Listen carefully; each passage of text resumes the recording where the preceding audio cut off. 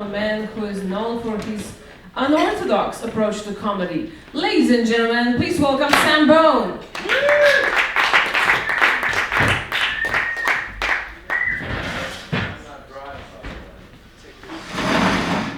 If you don't mind. Ask him what he's thankful for.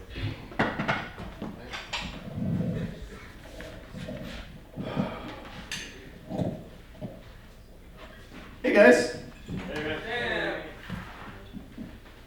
how you doing? Better than I look. Few people are charged and able.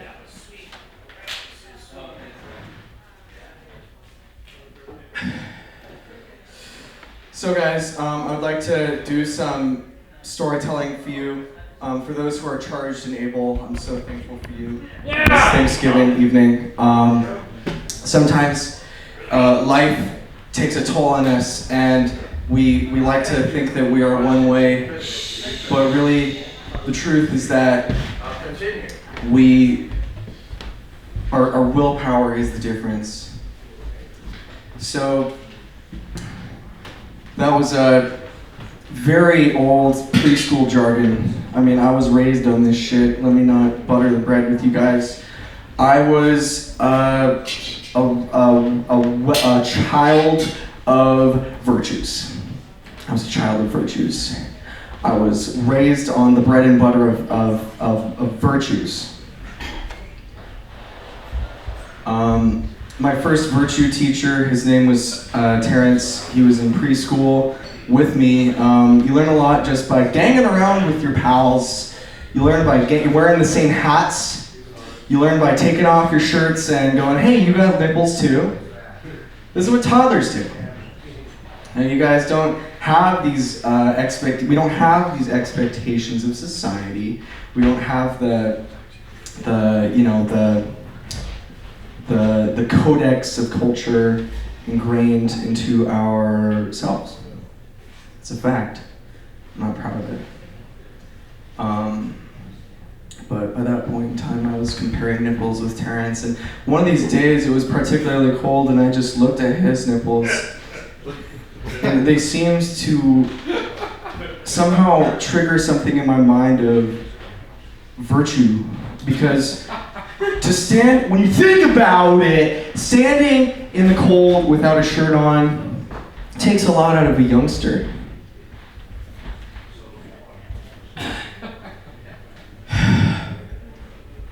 It took a lot out of me back then to stand in the cold.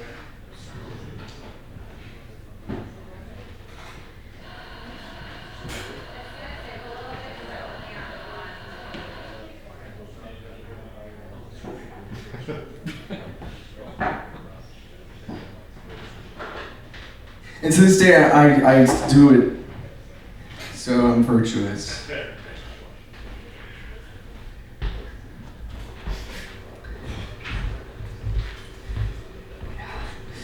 You know, Mother Teresa did that. There's a lot of stories about how she used to compare nipples with her homeless people, and I didn't buy into one lick of it, to be frank with you guys. Because she's a saintly woman, that's impossible, okay? So I'm gonna cut this rumor right in the bud, and it's done. We're not gonna keep this going, watering the fruits of dissent against virtues. You know, she's a champion of virtue. I looked up to her as a toddler, you know. One time, you know, Terrence's mother was very devoutly religious. She would come up to me and she would go, look, you can't do that with your nipples. This is the cultural codex. And the codex, the constraint of what we were confined to was that you can't be toddlers, essentially. That's what it boils down to, is you can't be toddlers. And what did that mean to me? How did I take that forward in life? Well, the way I took that forward in life is I had the choice between taking trombone lessons or taking guitar lessons in the 5th grade, and I chose the trombone because I thought it would be funny. And that's where a lot of people go. A lot of people go for that.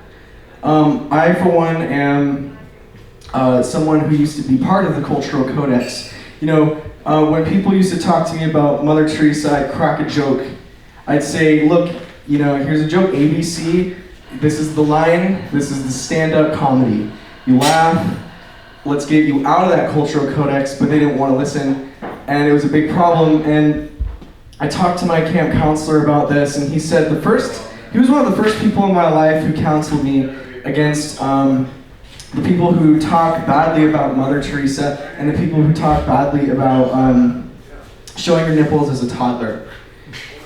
Because that's not what it is. It's not the act. The act is not the act. The act is just the frame of reference that we're approaching it from. So that's a profound life lesson I'd like to impart onto all of you tonight. This is what I learned from it all. And, well, how do I apply this, you might ask? I've got 1 or 2 or 3 examples. So pay attention. So now, one example of how you could apply this to your life. And we're going to take a picture, let's say it's Vanity Fair, or Cosmopolitan, or any, Asperger's, any of these famous publications that circulate and people subscribe to them. You get a copy of it. You know, you put it out on your table. There's usually a coffee table in the person's house, so I start there to relate to you guys. And then, when that's on your table, you look at that instead of a Thanksgiving dinner. That's what I do. I mean, for those of us who don't leave Fairfield for Thanksgiving, or are in this room, so this is for you. So, anyways, like I was saying, there's pictures in magazines, and so you cut them out and you put them together in a new way. It's like a collage, it's like a vision board. This is a very virtuous thing to do. You can aspire to dreams which are bigger than yourself. You can bypass the whole collective consciousness, and you can go into like a dream theory kind of state of being, where you get that voice in your head gets quieter and quieter. The cultural codex voice gets quieter and quieter in your head, and what gets louder and louder is who you really are. That's a whole different story, because it takes navigating, and it takes courage, and it takes principles, and it takes ball sweat in the cold, as my friend Terrence used to say. And these hour-long sessions where we're just staring at each other's what would be future chest hair. It wasn't even future to be chest hair, it was what would be future chest hair. So it was looking forward to a time where you would look forward to chest hair. Because we were malleable. We were taught. We weren't even taught. Yes. We were totally loose with life. And we would lift these shirts up and look at what would be, and he would trace the lines on my chest in prophecy. They say you can do palm reading. So, my only point for saying this, you guys, is that you can ascertain your future from your earliest days. Think about that time where you thought back to that time. Don't even think back to the time. And when you think back to the time where you thought back to the time, that's the time. Okay? Everybody's listening. But Every word. those are the 2 notes I wanted to play because I was taught. And I'm just going to be clear. None of this is funny. none of this is funny. I'm just going to make that perfectly clear right now.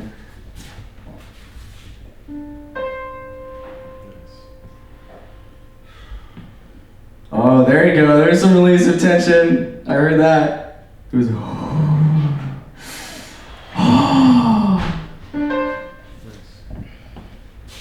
So our preschool teacher Agnes got super pissed at us because we were doing this every single day. We would show each other's nipples and look forward to the future where we would potentially have chest hair. And this was a very malleable stage of life. This is a stage of life where we would not look forward, but we would think back into the thing that just happened, 1 second increments. I'm talking about 1 second increments of memory and spanning and time and toddlerhood and pure joy and innocence.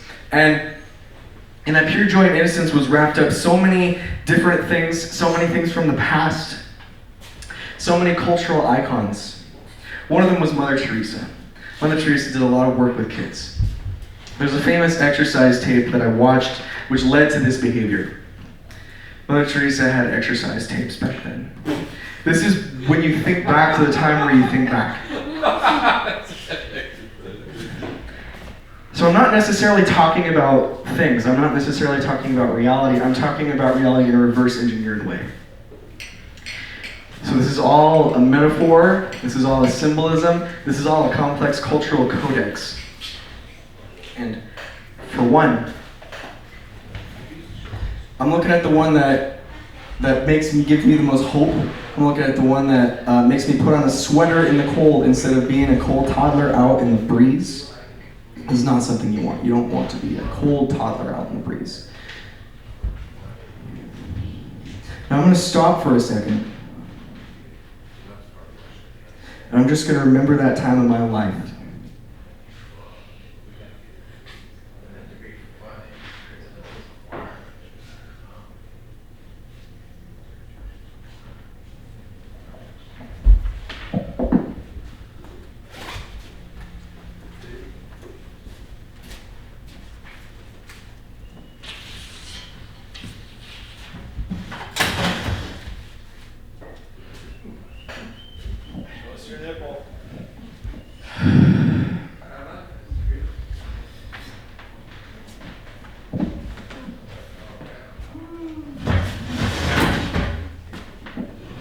The teacher used to make us stack the chairs.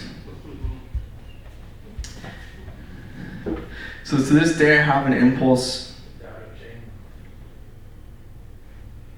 It's like the Tao Te Ching. When you have an impulse, think of your nipples, think of your toddlerhood, think of your joy, and everything that's connected to. So I'm no longer cold. I don't get cold anymore because of this ancient Ayurvedic practice.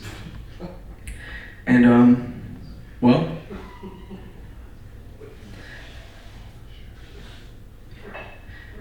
if you think about comedy, for one, it's a way of bringing these ancient Ayurvedic practices into the wooden, hammered, frickin' flattened, polished, varnished stage for everyone to hear, And this is the joy, and this is the bliss of toddlerhood. And I was super hot wearing this. When you condition your body like that, from the earliest years, you get really hot wearing jackets, even when it's cold. It's what some psychotherapists, analysts call object, or actually it's oppositional defiance. And you can get stuck at that age. I got stuck at that age for about 5 to 15 years. Because the oppositional defiance was so locked, it became like a cultural codex in my brain that it really felt like heat when it was cold. And so in one scenario it's good, in one scenario it's you want it, but in every other scenario. And so I saw it, I made the pilgrimage, my parents took me on the pilgrimage to the Teresa shelter, / gymnasium in India, and that's the area where they had all the kids run around, you guys. It's not a joke. There was a oppositional defiance disorder area. That was the most important part of my life experience. Because my life experience up until this day has basically been programmed by this day that I'm talking about, not this day. So you guys understand that? It's the day that I'm referencing, the day that I'm up until this day, but you can't see where my mind is pointing to because you can't see minds. But there was workshop day at the Teresatarium, and they had the kids jump up on blocks. You'd do 2-3 pop squats, and this would cure you of your oppositional defiance tantrums because it's channeling it forward. It's channeling it forward. It's channeling it forward. And I would jump on these blocks for 6 to 8 hours a day. It was very rigorous. My friend was nowhere to be found. You know, he's the one who introduced me to this lifestyle. He was not held accountable. He was not. He went on to become a delinquent, and that's what he gets, because his oppositional defiance tantrums were never cured. For one, and for two, he was getting hot in inappropriate places. He had to take off most of his clothes. But you know, cultural codex says you can't do that, for example. And he lived on the edge of his nipples just from day to day. You can't work with someone like that. You can't even be, you know, let alone, you know, I'm talking about the kind of guy who would lift up a manhole cover just to see. You know, this kind of guy.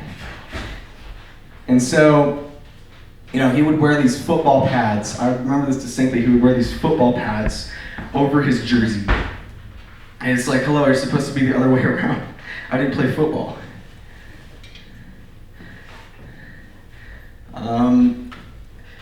So I got cured, and basically Mother Teresa personally gave me darshan in order to cure me, and I'm totally healed.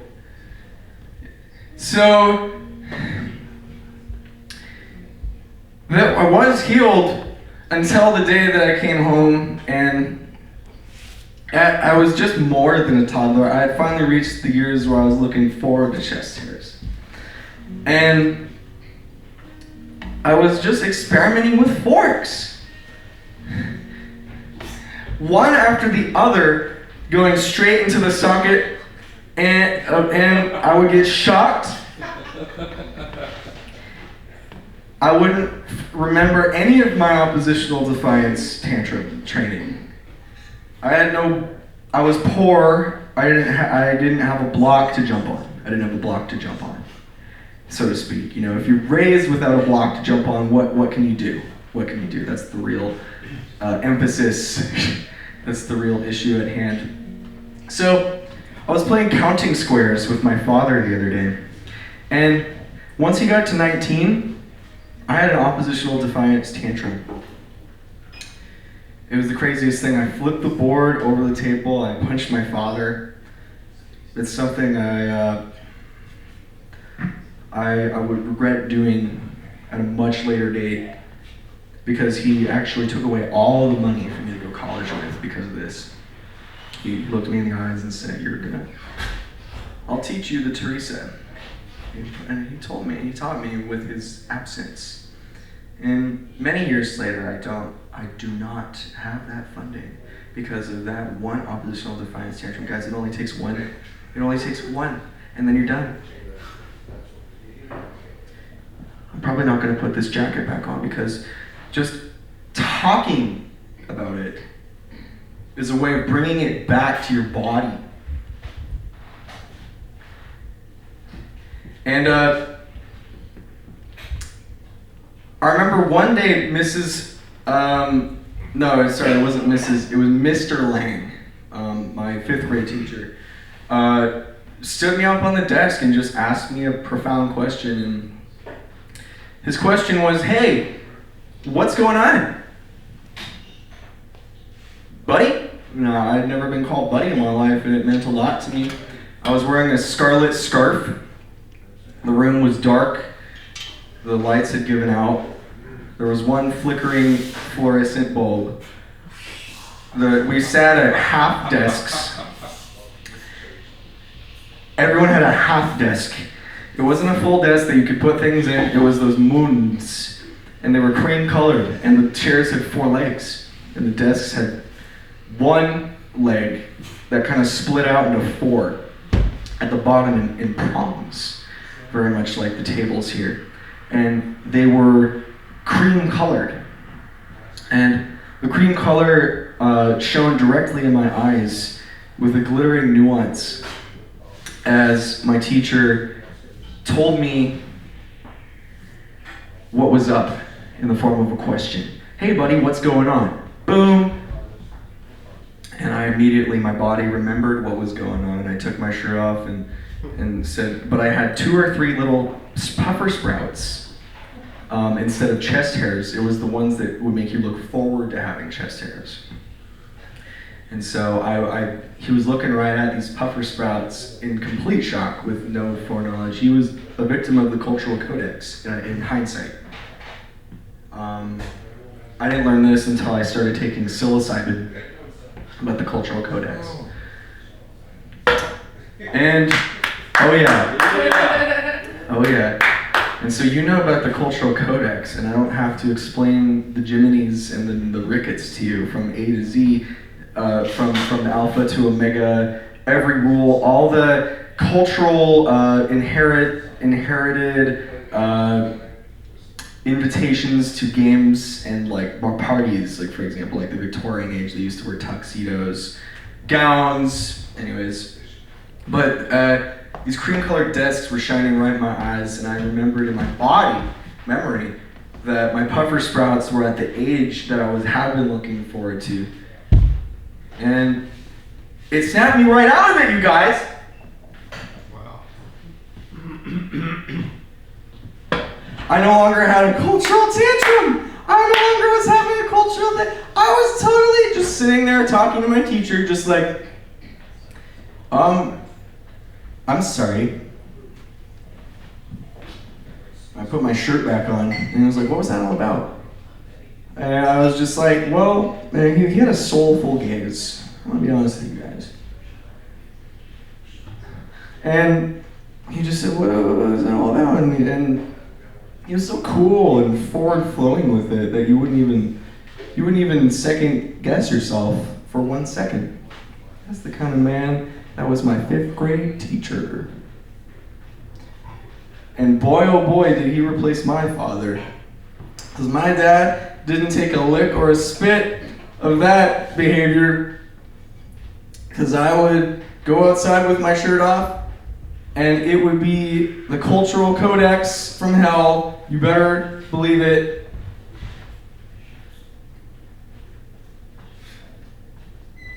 He would take off his tie.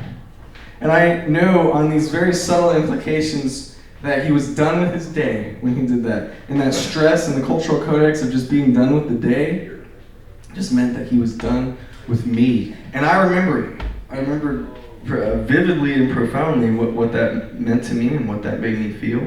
And my chest feels warm in memory. My chest feels warm in the memory of it. And then comes the psilocybin. This teacher comes up to me 5 years later outside the middle school block in the sector of middle school and invites me to take it. And I took it. And all of a sudden I was taken back to those cream-colored desks with their half-moon shape. And all the half-moons formed a full moon. And it was in the sky. And I was sitting in the sky and I looked at my Sky Sam self. And I was looking at Sky Sam, And he had no shirt on. He was like a wolf deity. He was totally there. It just reinstilled my confidence in myself. And I moved out of the house. I was like, you're not my dad anymore. I came to MUM. And here I am. I'm given a profound discourse on my life, like everyone has, which has inspired me to do it. I keep doing it. But it was the psilocybin. It was the psilocybin that really, it really brings out the value.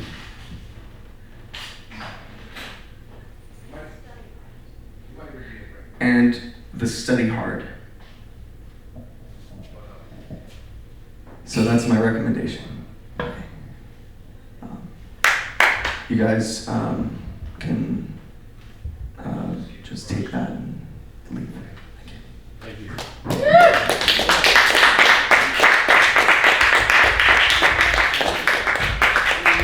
Sambo!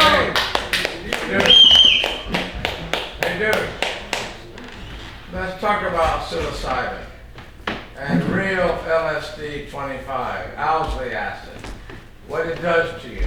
Excuse me, I'm a different person right now. You Let me get never off the come stage. back. Yeah, I have no voice here, obviously.